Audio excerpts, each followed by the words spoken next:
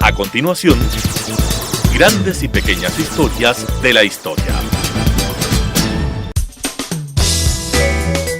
Clasificación A. Apto para todo público.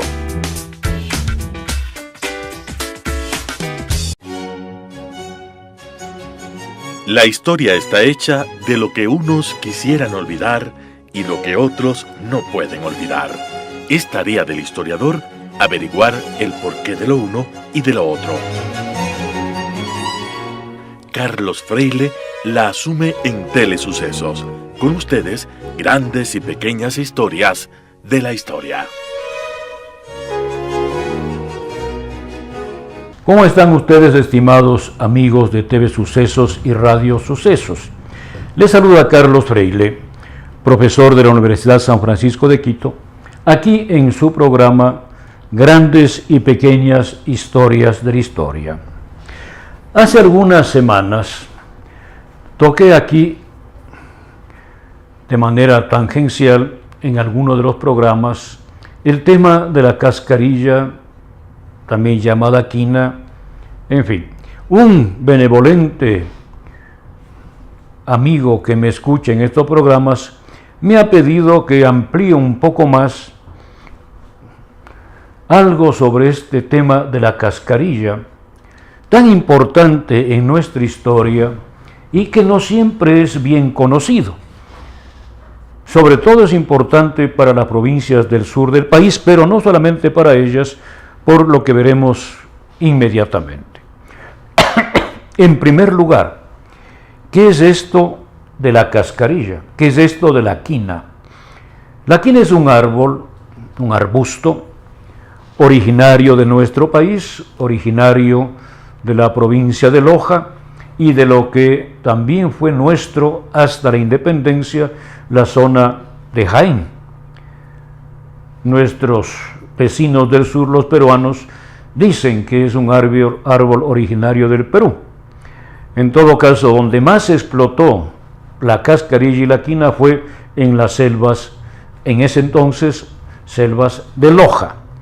Bien, el nombre científico de este arbolito es, pronunciándolo en castellano, Cinchona officinalis. Este fue el nombre que le puso Linneo cuando llegaron a sus manos algunas muestras del herbario que, partiendo de aquí, de nuestro país, llevaron los académicos franceses allá a Europa y le hicieron llegar para que la clasificara.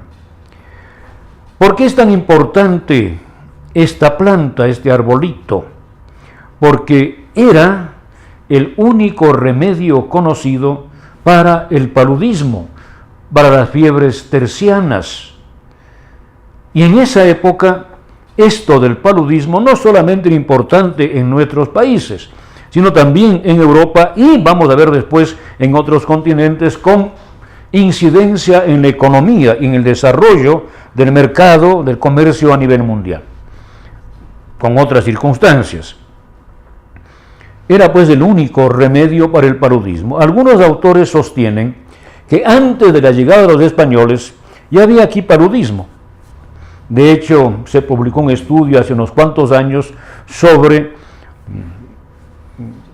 evidencias de paludismo. Yo no sé medicina, no sé paleomedicina, peor aún, pero se publicó un artículo, hablando de evidencias de una especie de paludismo óseo.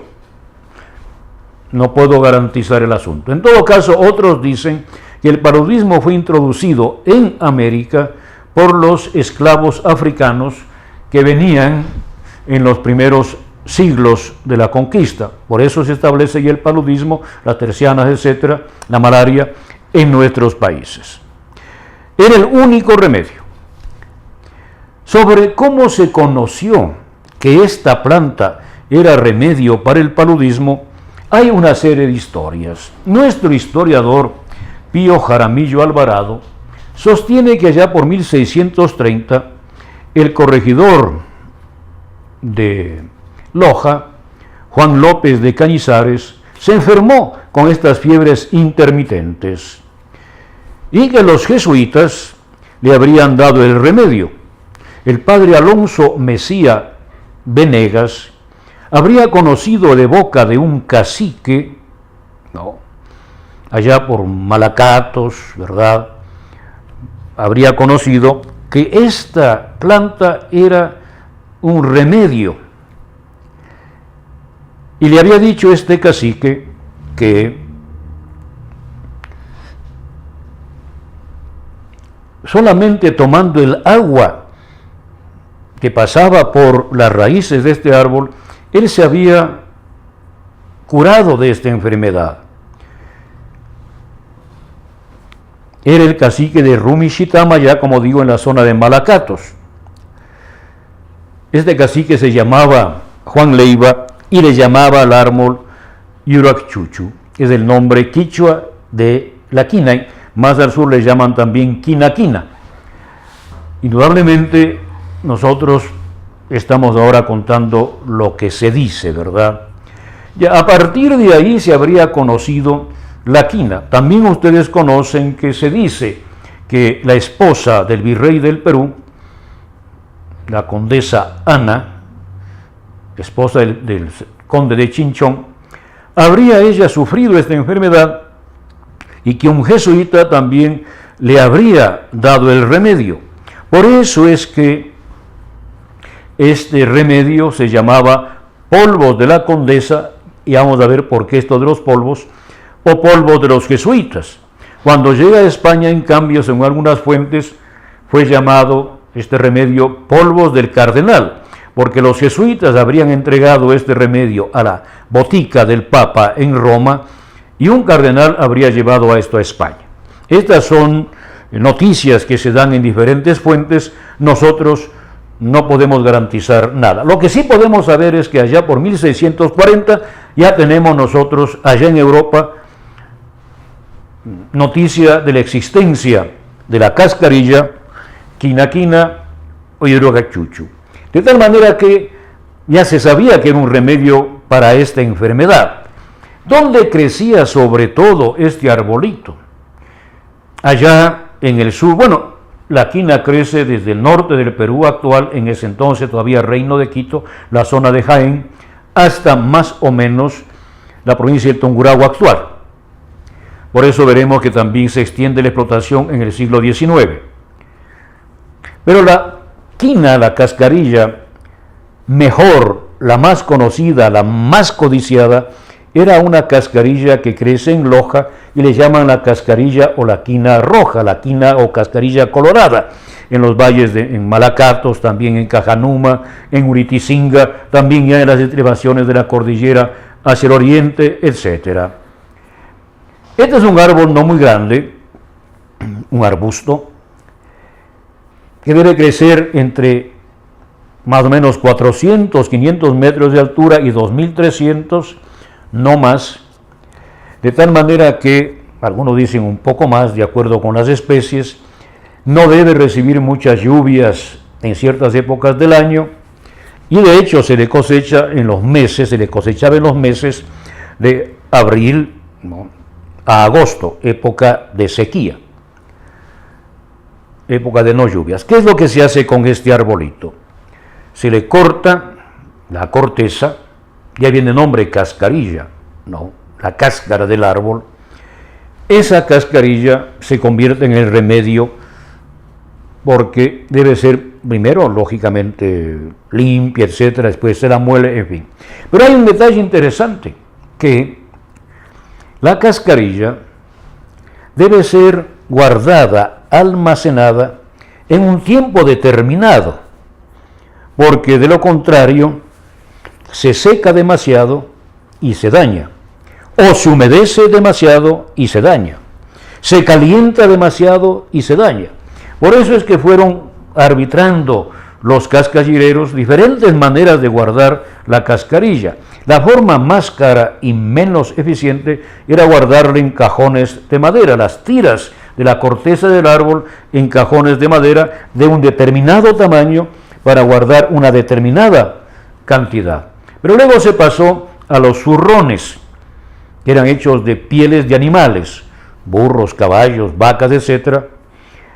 Y se ponía también una cantidad en un zurrón, pero con una abertura, se encerraba, se guardaba la cascarilla, y es todavía fresca, digamos, y se le cerraba en un lugar determinado cuando estaba el cuero todavía medio fresco. Al secarse el cuero, al curtirse bien, se contraía y así la cascarilla quedaba bien guardada y sin problema de destrozarse en el camino. Bien, estamos ya llegando, queridos amigos, al final de esta primera etapa del programa de hoy sobre las cascarillas. Vamos a pasar ahora a la primera pausa para continuar con este interesantísimo tema luego de algunos minutos. Grandes y pequeñas historias de la historia.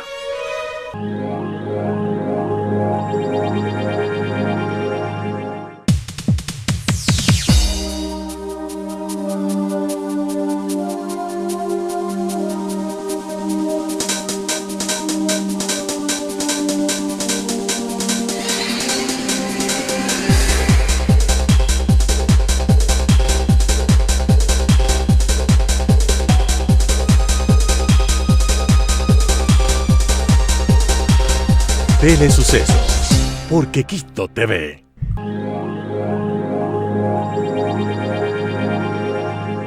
Grandes y pequeñas historias de la historia.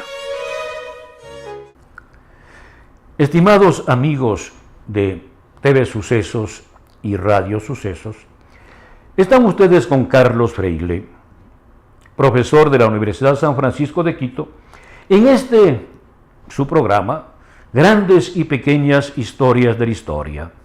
Estoy contando ahora un poco, en resumidas cuentas, la gran historia de la cascarilla, la gran historia de la quina, que dio tanto auge económico dentro de las limitaciones de vivir en un país sujeto al poder colonial, pero que también tanto bien hizo en el mundo por ser el único remedio para el paludismo, la malaria, las tercianas, etc. Nosotros conocemos sobre la cascarilla una serie de informes, una serie de propuestas, porque viendo la riqueza que producía la cascarilla, a veces los reyes de España pretendieron también convertirla en monopolio del Estado. Yo les quiero leer lo que cuenta don Miguel Gijón y León, primer conde de Casa Gijón, miembro de la Sociedad Patriótica de Amigos del País, fundada por Eugenio Espejo y el obispo José Pérez Calama, amigo de Eugenio Espejo, un hombre de empresa, de iniciativa, etc.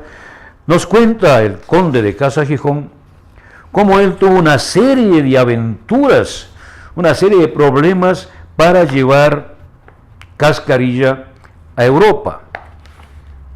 Dice así lo primero, luego veremos otra cosa. El año de 1753 me hallé en la ciudad de Lima, a tiempo que estaban para regresar, se entiende, a España, dos navíos de registro que fueron San Juan Bautista y San Ignacio, los cuales efectivamente se hicieron a la vela el 19 de julio y el 26 de septiembre. Aquel año, de resultas de unas gruesas haciendas que tenía y tengo en el reino de Quito, me hallaba a una partida de 101.922 libras de quina, que deseaba remitirlas o conducirlas personalmente a España.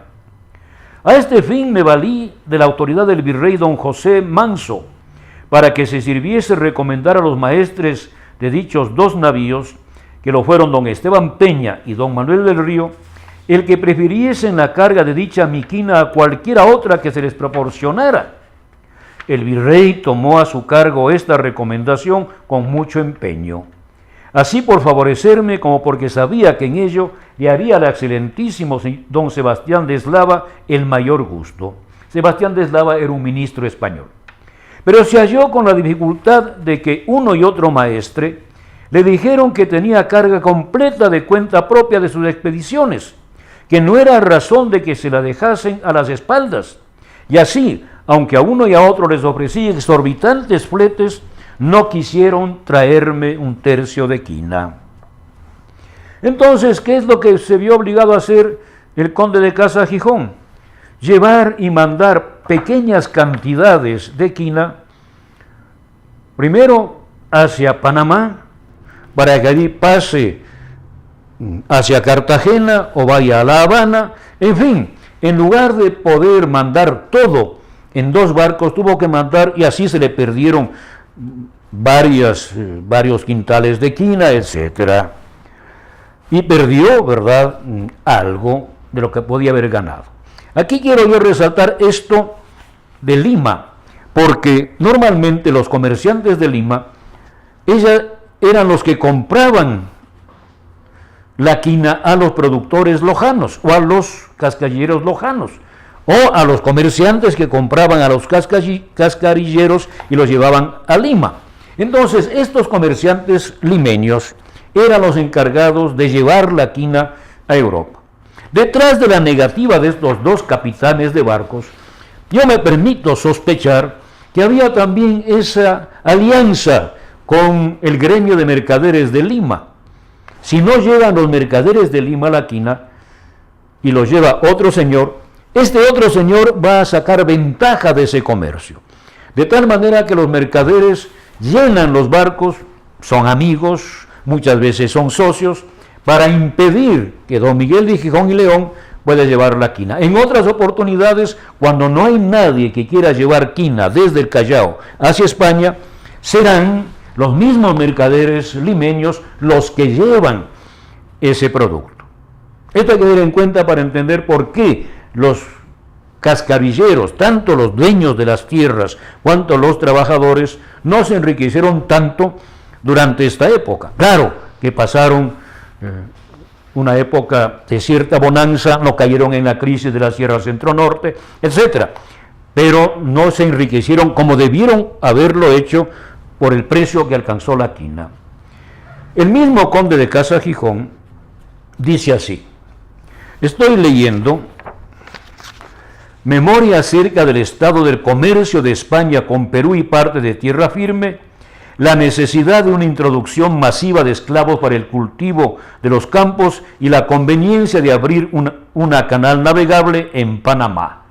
Este es un escrito que está en el Archivo General de Indias y que fue publicado hace ya varios años, bastantes años, por el Archivo Nacional de Historia, sección de la SUAY.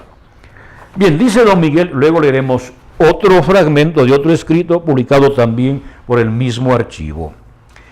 Si las 101.922 libras de quina que me tuvieron de costo y costos en Indias, a razón de 2 reales moneda de aquellos reinos, 31.826 pesos, los hubiese traído a España en oro, no habría contribuido al real haber más cantidad que la de 1.273 pesos de 160 cuartos.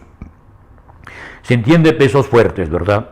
Pero habiendo traído dicha cantidad en quina, contribuía al rey los expresados 7.023 pesos y medio fuertes de 170 cuartos en solo Cádiz.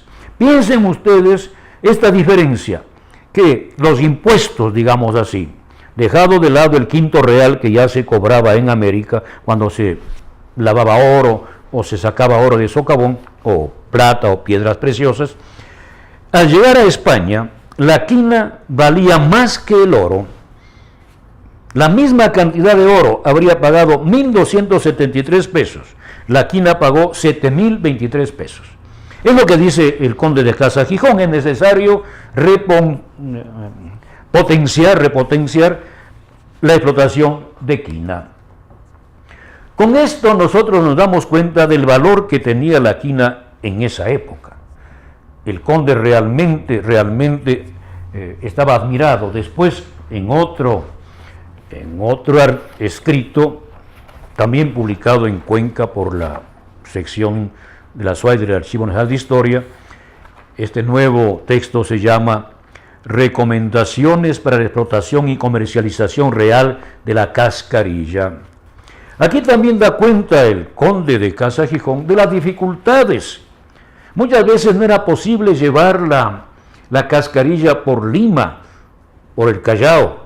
Tampoco era posible llevarla por Guayaquil hacia el Callao. Entonces se llevaba en parte por mar hacia Panamá y también en parte por tierra hacia Cartagena. Él elaboró una serie de cuadros, yo tengo aquí a la vista el cuadro, como digo, publicado por la revista de archivo en Cuenca. Desde el 1 de enero de 1745 hasta fin de diciembre de 1758, todo lo que se fue mandando en diferentes barcos, y prácticamente todos han salido, no todos, hay alguna excepción. Miren ustedes que ha habido cascarilla, bueno, la mayoría salió de Cartagena de Indias, ¿verdad? Llamada Cartagena del Sur en esa época. Pero también hay barco que sale de La Habana, un barco que sale de Buenos Aires, otro que sale de Veracruz, uno más de Veracruz, y así. Algunos salen de Honduras. ¿Por qué salen estos barcos? Algunos salen también del Callao, no, también.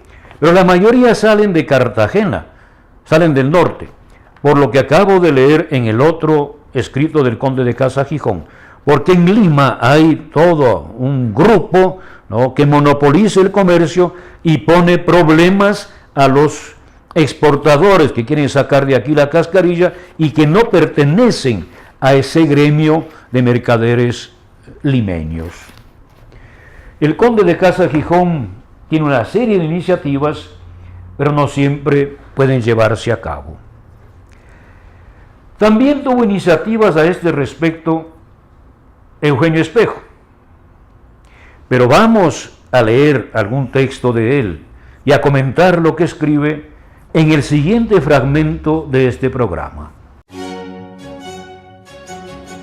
La historia está hecha de lo que unos quisieran olvidar y lo que otros no pueden olvidar. Es tarea del historiador averiguar el porqué de lo uno y de lo otro. Grandes y pequeñas historias de la historia.